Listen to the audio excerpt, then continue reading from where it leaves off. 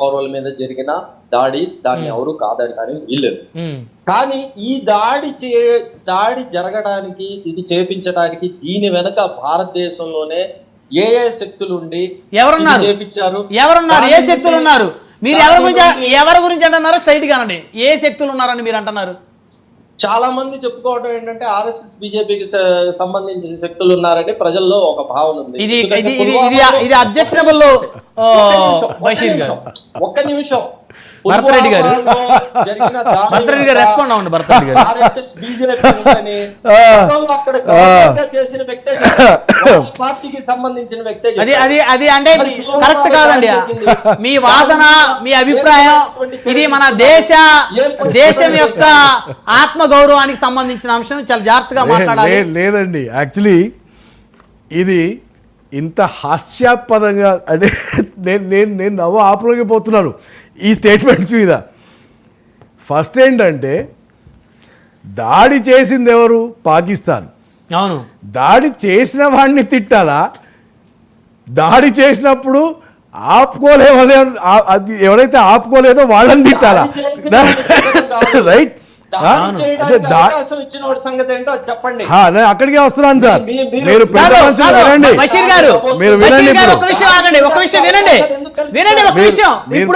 ఇప్పుడు పాకిస్తాన్ మీద యుద్ధం చేయడానికి ప్రతి ఇంటికి ఒక పౌరుడు వెళ్ళాలి అని అనుకుంటే మీరు సిద్ధంగా ఉన్నారా వెళ్ళడానికి?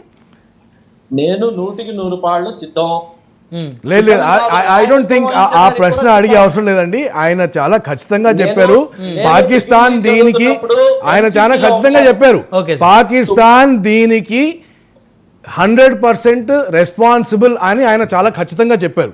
పాకిస్తాన్ దీనికి రెస్పాన్సిబుల్ అని చెప్పినప్పుడు మన రియాక్షన్, రెస్పాన్స్ ఏమైతే ఉంటుందో అది ఈరోజు మన దేశంతో నిలబడి పాకిస్తాన్ని ఎలా నాశనం చేయాలా అన్న డిస్కషన్ ఉండాలా, లేక పాకిస్తాన్ని ఎలా డిస్ట్రాయ్ చేయాలో అన్న డిస్కషన్ వదిలిపెట్టేసి లోపల ఎవరు రెస్పాన్సిబుల్, మీరు ఫెయిల్ అయ్యారు అని మనం కొట్టుకొని చావాలా?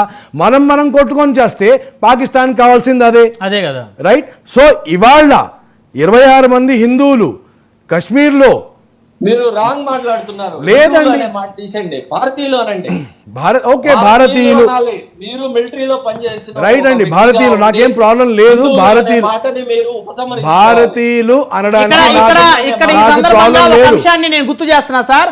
కలిమా చదివి పహల్గాన్ ఉగ్రదాడి నుంచి అస్సాం వర్సిటీ ప్రొఫెసర్ దేబాశిష్ తప్పించుకున్నారు అనేది దాన్ని మన గనక పర్వాలేదండి. ఆయన చెప్పింది కరెక్ట్. భారతీయులే చనిపోయారు.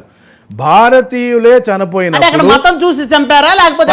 సార్ మీరు అది కూడా అవసరం లేదు. నా క్వశ్చన్ అక్కడ కానే కాదు.